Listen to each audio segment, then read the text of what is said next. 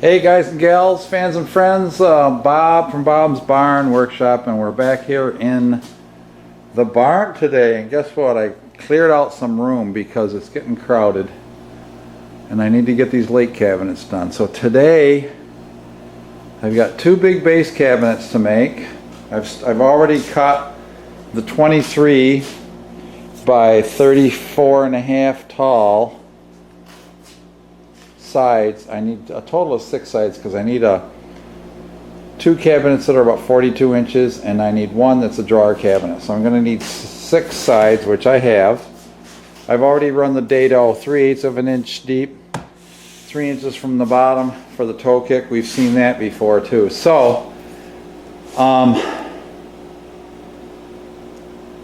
to make these base cabinets, I need to make the floor, which I have materials cut to make the floors, and so we'll cut them to length, and we'll glue up the carcasses and we'll put the bracing in them, and we'll go on from there. All right, let's get her done. All right, now I highly recommend you make a very scaled drawing of your area so that you can put your dimensions on your cabinet bases. And what I'm doing here is, this is the corner cabinet, which has to be a total of 45 inches, and the end cabinet, which has to be 42, which is the island cabinet. Now this one has to be a little narrower, as I recall, so I got to measure the side of that cabinet over there and make this one the same width, because we have 3/4 pine going on the back, which will bring it out to our 24-inch wide cabinet. So that's easy. The other one I screwed up a little bit and made it an inch narrower instead of 3/4 of an inch. So I'm trying to decide whether I should just make this one that much narrower and let it go at that. And I think I will, just to make it match. Because I was thinking the 1/4 inch was going on the back of it. But we're not putting the 1/4 inch on because we don't need to, because we've got pine going on the back. It's just a waste of materials and time to do that. So because this is 45 inches, and because we have 3/8 dados in here, the floor will be 45 inches minus 3/4 of an inch. So that's what I'm going to make this. I might make this actually an inch short, but I'm going to make the face frame 45 inches. That way I'll have a little bit of a lip here against the wall in case the corner isn't square. And that's what I'm going to do with that. So I'm going to get out that material and measure it, and we'll cut it. Now here you see I am laying out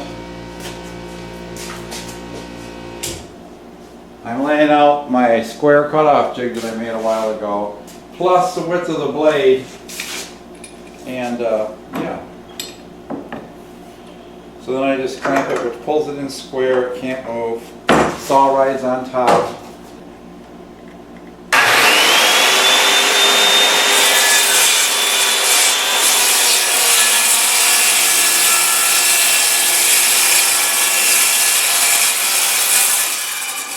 See, that didn't drop and pin. Okay, to compensate for the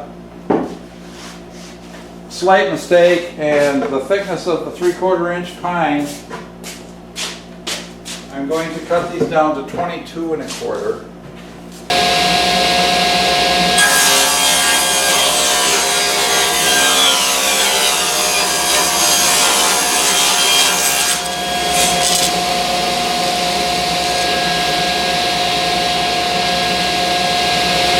Cut off that broken piece too.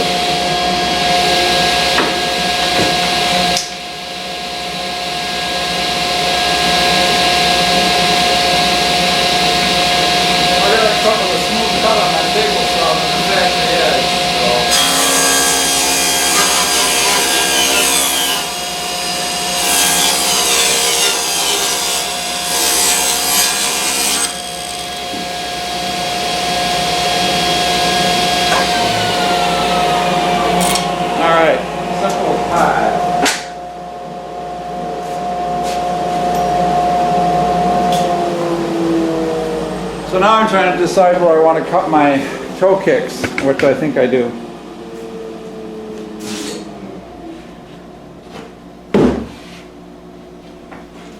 Now they're very simple, they're just 3 inches deep.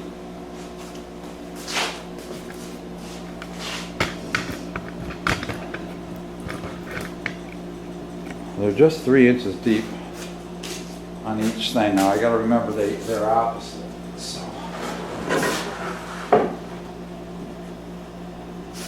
see what edges I like.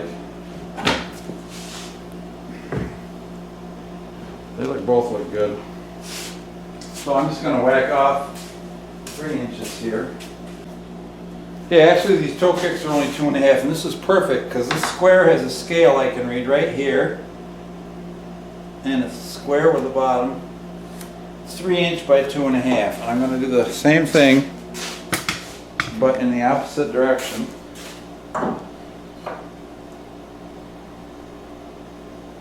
Yeah, these little framing squares like this are very, very handy to have around if you're doing anything like this.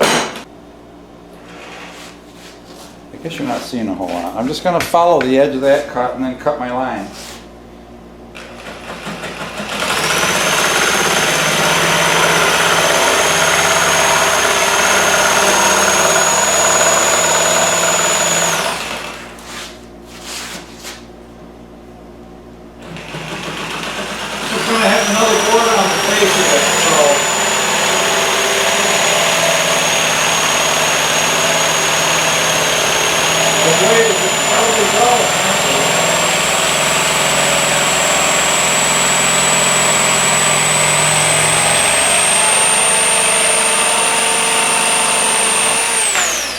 That's all there is to that. I'm going to do the other one. So now I've just stood the first two pieces up together and knocked them together with a mallet to hold. You can see where my cutout and my joint comes together here. So this is just so I can assemble this end easier while it's in this position. I'll back you up a little more. You might hear the air conditioner. It's right behind you. And we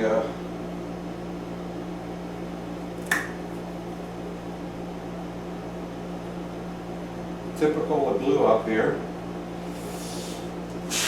When we get out here to the end, we're going to put a little less so that we don't smear it all over the place. Right. And where's me mallet? This is a rawhide mallet. This is old school right here. I'm going to put that edge up on that edge. Hopefully that Formica will help line everything up nice.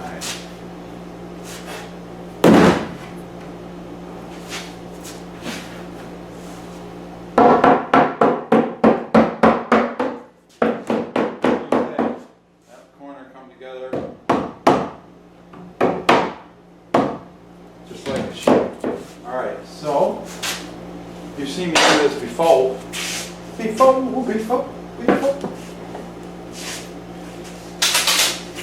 Drill some pilot holes. Look at that. See those dados just pull things right together nice.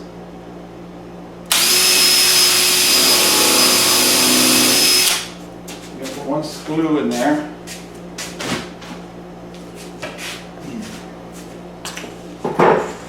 My work surface.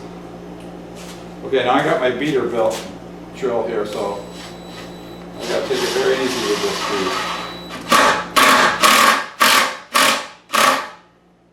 They just need to go flush. Alright, now you saw my trick before, but I can do something different on this one. I just want to line up on the center of the joint.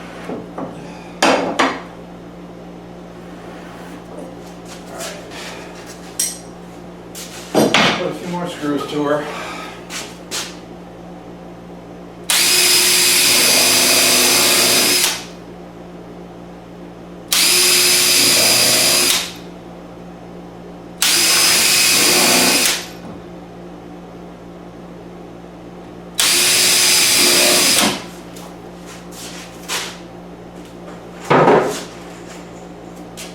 I don't know why, but I always like to tighten them up in a linear fashion so that, like, if I'm forcing air or something out,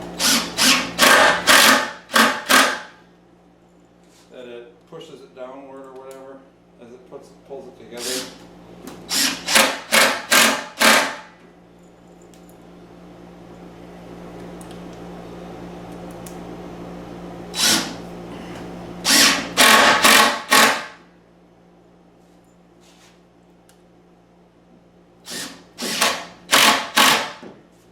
See, that'll drive the screws all the way right through and right down through the center of the next board, you know? So, okay, see that nice, it's nice and square. I'm using a, so I'm gonna do the same thing on the other end. I'm just gonna knock this apart with the mallet. And we'll come back and we'll put the rest of the bracing in and we'll put the back on. The back on these, I made the decision I'm just going to put them flat on the back without a route. So get back my 1/4 inch that way, because I only made these 23 inches. So,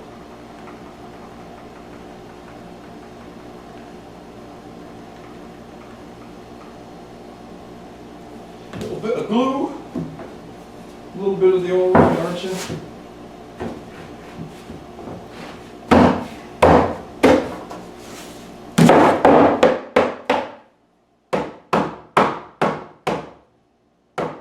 Damage the wood. That's why I like it.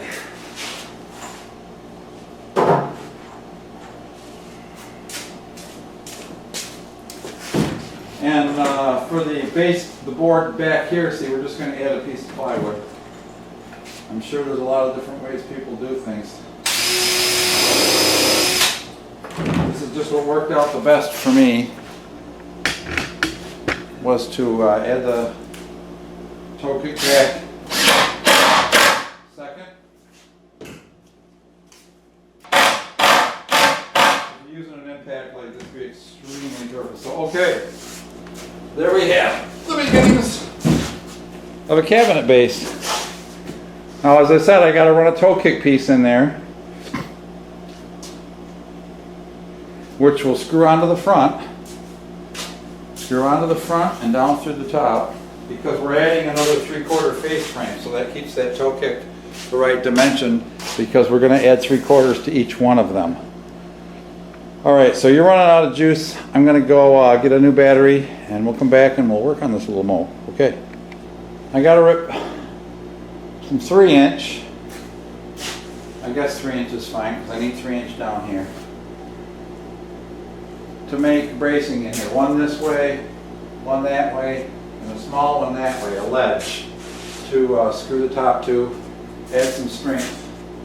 So I'm going to rip that on the saw. You don't need to see me rip any more wood on the saw. I think you know how that goes. I'm going to get a piece of the smaller scrap I have here and cut it down. Alright. So I just added the toe kick.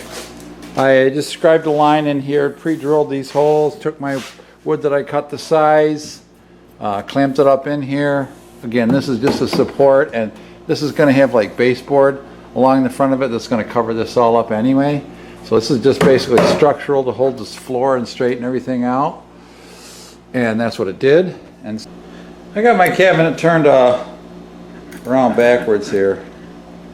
It's up on a high table, which is okay for me. I'm a tall guy. So what I'm going to do is I'm going to screw this guy in and clamp it. And then I'm going to put the other piece in, which will straighten it out. So let me put this back a little bit.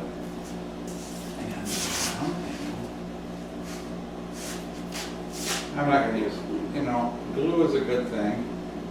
Don't get me wrong. But we're going to put a couple screws in each end of this. And that'll do a good job of holding this together. And I'm putting the arc, it's arced a little bit, so I'm putting it up.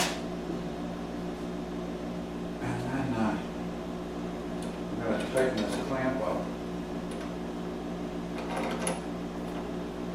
Suck this together.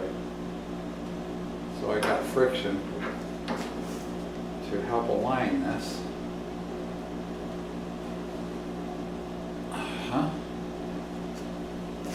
And this is the back of the cabinet again.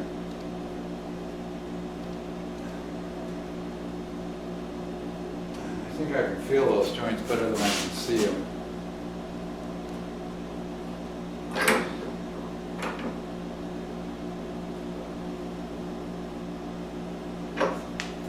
Now, I think they're pretty good. I'm going to put the 2 inner screws right in.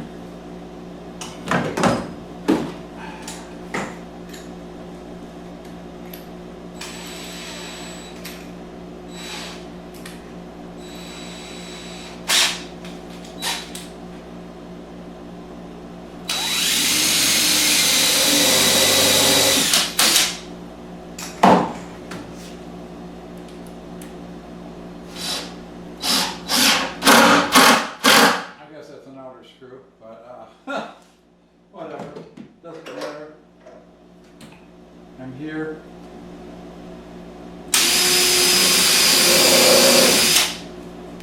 Do her. I pulled it together nice.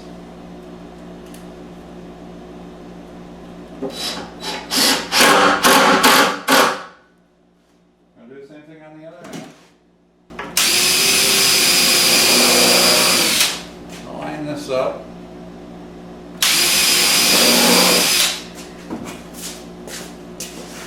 I got sawdust on the floor and I got smooth-soled shoes. I feel like I'm ice skating sometimes.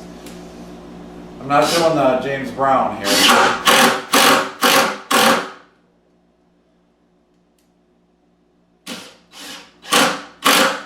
Alright, so that's our back brace, which is going to give us screwing for the countertop. And now I have this brace that I made with pocket screws because I didn't want a lot of screws showing on the inside. And I'll tell you, when you use a stop block, everything comes out straight. I'm going to use this to pull that down into shape, see? They'll all pull each other together. Glue is a good thing, as I said before. I just kind of serpentine it a little bit, I'm sure it'll be fine. Put a little on that corner.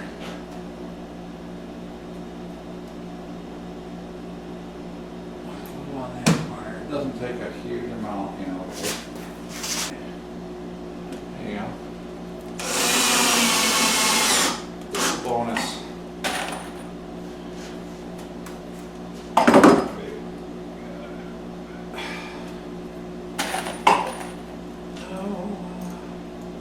Hey, where are my keys? Alright, now that folded in a little bit. It really doesn't matter because the pine's just going to be up here. This strengthens up the countertop. I'm going to put a screw in each end. That is a base cabinet. Well, see, this is a special one because this is an island peninsula cabinet, I should say. So it needs to be dressed up on both sides, so it's a little bit more complex. But all we're going to do in the back is we're going to take this guy right here, and we're going to put him in here. See if he fits. He might be a little bit tight.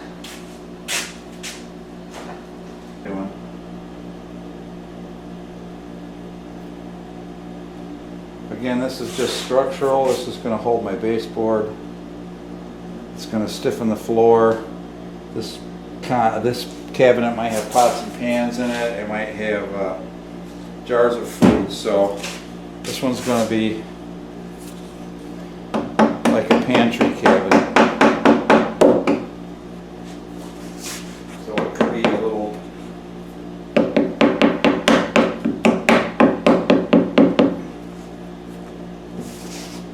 Take that off for right now. Alright. A bunch of screws out of it and take it around and move parts of the railing around, and we actually ended up getting it all back looking like it was supposed to be built that way, and we didn't have to cut nothing. So we were pretty proud of ourselves for our little quick Mod Squad job there. Bit on the ends here. All right, now, so that's just such a nice snug fit. I can just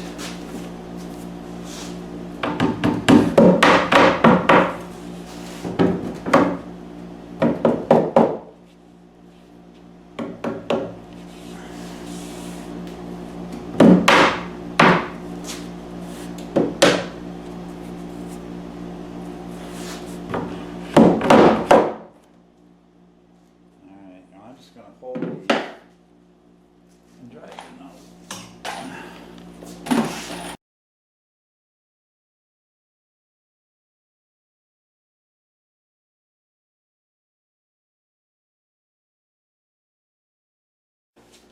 Well, there's the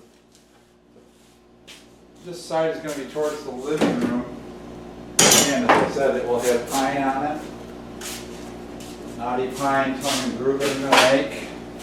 You saw me build a little sample. I think I'll only put one screw in here.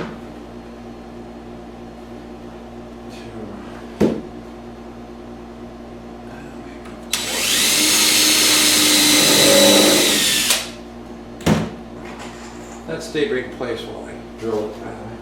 Pre-drilling these, I avoid splitting my plywood. At least lessen the chance.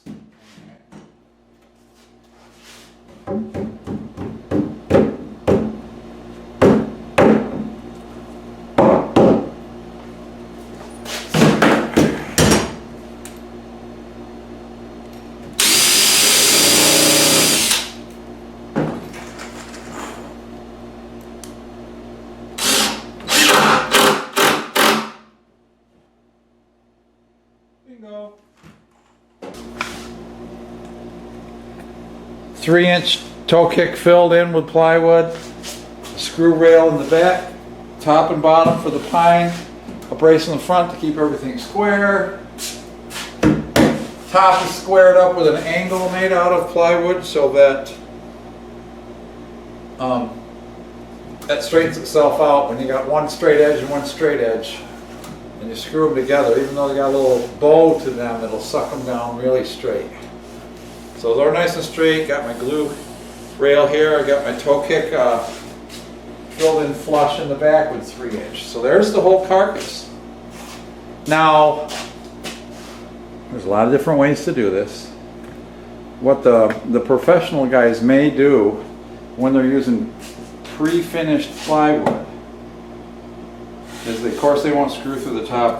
They'll pocket screw it. I'm going to just put filler in here.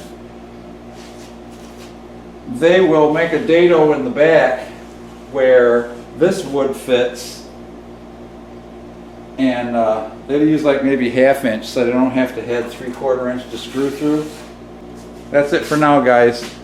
We can work on another. I'm going to work on the 45 inch now.